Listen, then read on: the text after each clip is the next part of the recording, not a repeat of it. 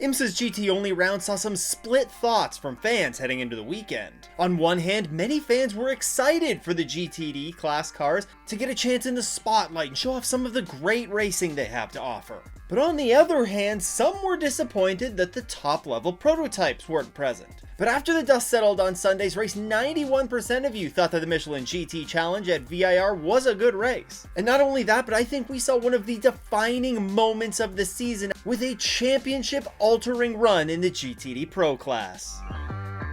Now, I said in my race preview episode that having a strong qualifying effort would be key to having a good run at VIR, and boy oh boy did that ever turn out to be true. In the GTD Pro class, it saw the very quick Paul Miller Racing BMW, who took the win here last year in the GTD class, sit on pole with a time of a 1:43.206. Madison Snow's impressive lap time was just under a tenth and a half quicker than the number 3 Corvette, and just over 4 tenths quicker than the third place sitting number 64 Ford Mustang. Needless to say, this was a very strong lap for Paul Miller Racing, and it really carried through the strong pace that they showed in practice. But meanwhile, in GTD, we saw a new pole sitter enter the mix, as Ford was able to translate the strong speed that they showed all weekend into a pole for the number 55 Proton Competition Mustang driven by Gianmarco Leverato. His lap time of a 1:43.9 was just over 2 tenths quicker than the number 32 Korthoff Preston Mercedes of Kenton Cook.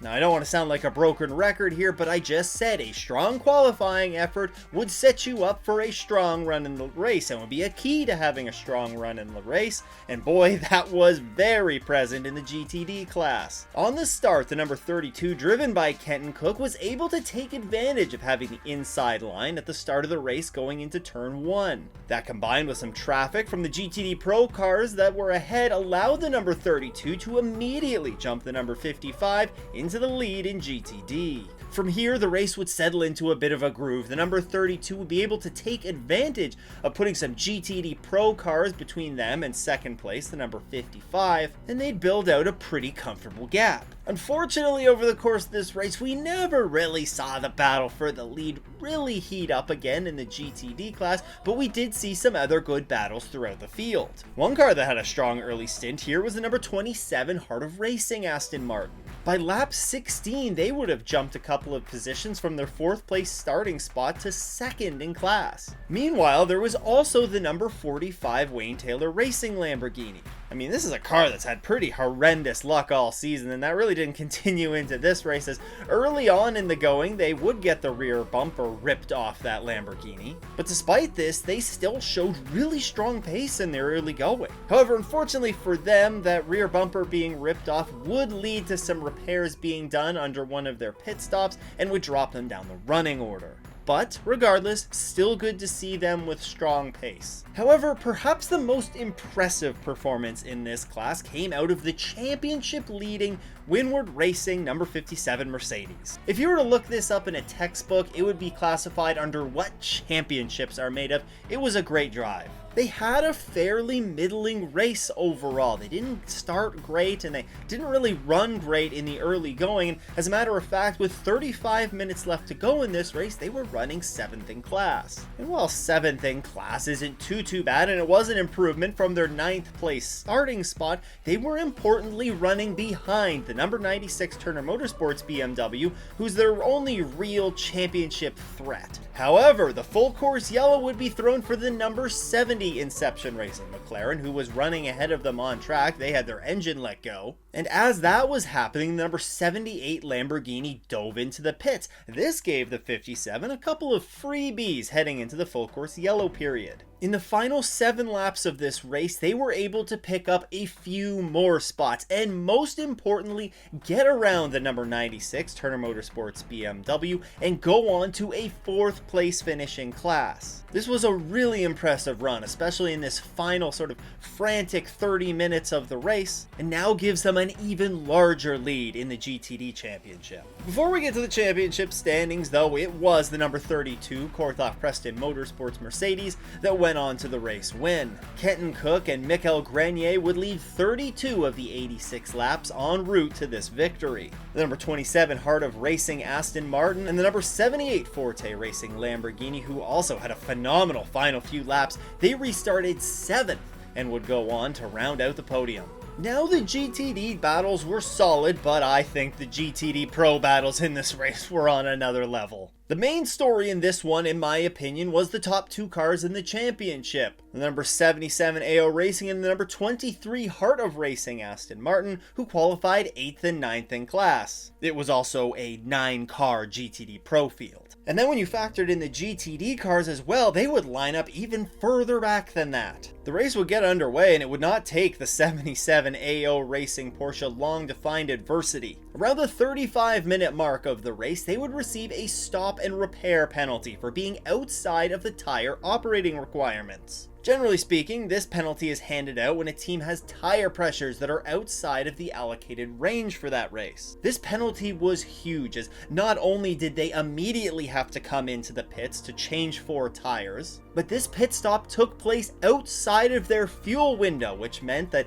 they would essentially not be able to make it to the end of the race and would have to stop 2 times when everyone else in the field would only have to stop once. Now, just a few laps later, and perhaps after they saw what happened to the AO Racing entry, the number 23 Heart of Racing Aston Martin also dove into the pits. No penalty for them, but this was notably within their fuel range, which meant that they could make it to the end of the race with just one more pit stop. This was a big strategic moment in this race, as not only did they dive into the pits and were able to come off of pit road in clean air, which is a huge benefit to you, but since they were pitting early, it means that they had less fuel to put in the car. This meant that they spent less time on pit road fueling the car and were able to have a shorter pit stop than the rest of the field would. As the rest of the pit stops would cycle through in the next sort of 10 to 15 minutes, this strategy call was really brought to light, as at the end of the pit cycle, the 23 Heart of Racing Aston Martin, who started last, was leading this race. And that's not even mentioning that the number 1 BMW, who led the opening 32 laps of the race, was looking pretty darn dominant in that first stint. Now, after Roxy Box changed tires and resolved the mechanical black flag that they were assessed, they still continued to run into issues,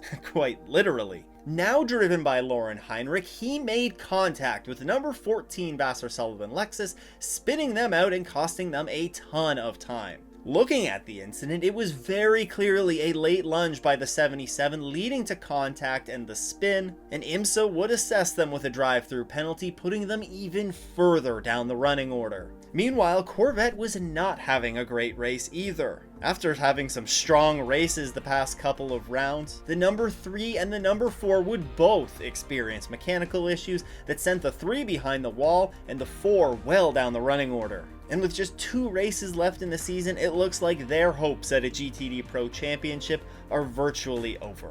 Meanwhile, at the front of the field, the number 23 Heart of Racing Aston Martin was making their final pit stop. And much like they were able to take advantage of the shorter fuel stop earlier in the race, the number 1 Paul Miller Racing BMW was able to take advantage of that on this final stop. They were able to take on less fuel than the 23, having boxed later on the first pit stop, and were able to leapfrog the 23 into the lead. That would be the least of the 23's worries though, as just moments later they were assessed a penalty. The penalty would be for failing to adhere to the minimum fuel time, and Shea Adams said it best on the IMSA TV broadcast, but since each manufacturer has a different size fuel tank, it can take some cars longer than others to refuel. This advantage is nullified by having a minimum time that it takes each car to refuel, and then each team just manually adjusts their fuel rigs to have the fuel flow meet this number.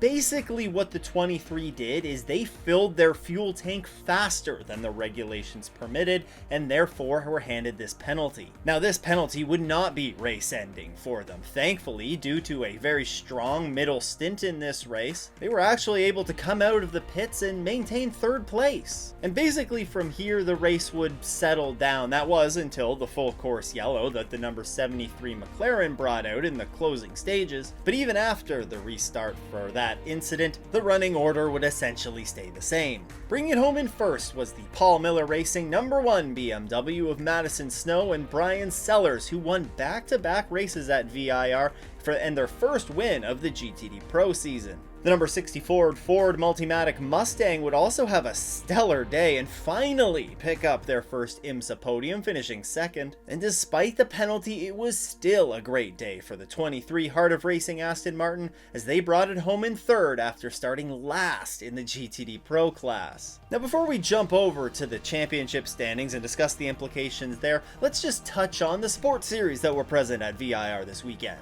In the VP Sports Car Challenge, it was Jagger Jones who swept both of the races in the LMP3 class, while Luca Mars swept both of the races in the GSX class. The Whelen Mazda MX-5 Cup also saw a sweep, as Jeremy Fletcher swept both of the races there. Not an easy feat to do in that series, might I add. And in the Michelin Pilot Challenge, it was the number 38 BGB Motorsports Porsche of Thomas Collingwood and Spencer Pumpelly who won in GS. Meanwhile, in TCR, Dai Yoshihara and Carl Whitmer broke through for their first win of the season in their Honda Civic. If you want to hear more about the Support Series weekend, then keep an eye out for the next episode of 4 Doors in GT4s, where myself, along with Michelin Pilot Challenge race engineer Aaron Pfeiffer, will discuss some of the races that took place on the Support Series slate and answer some of your questions. You can catch all of those episodes live right here on YouTube, or after the fact on your favorite podcast platform. Alright, let's talk championship standings now, presented by P1 Web Development. If you're looking for a custom website, then look no further than P1 Web Development. You can check them out by heading to p1webdevelopment.com or clicking the first link in the description.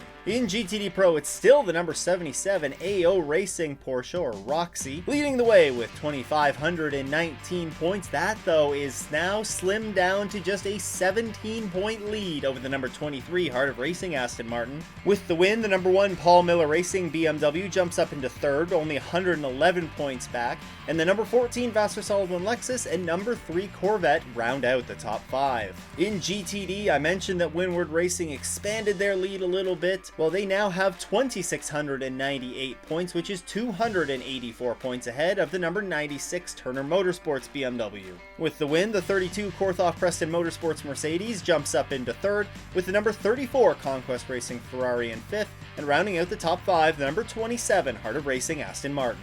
IMSA's GT only round is now in the rearview mirror, but just because the GTPs weren't on track doesn't mean there hasn't been plenty of news on the LMDH front to talk about. You can check out this video to learn about some manufacturers that might be joining the GTP class very soon. A huge shout out to all of the channel supporters. If you too want to support the show, then you can head to patreon.com/offinthes's or click that join button below. Once again though, thanks for tuning in. I hope everyone has a great race weekend and doesn't go off in the S's.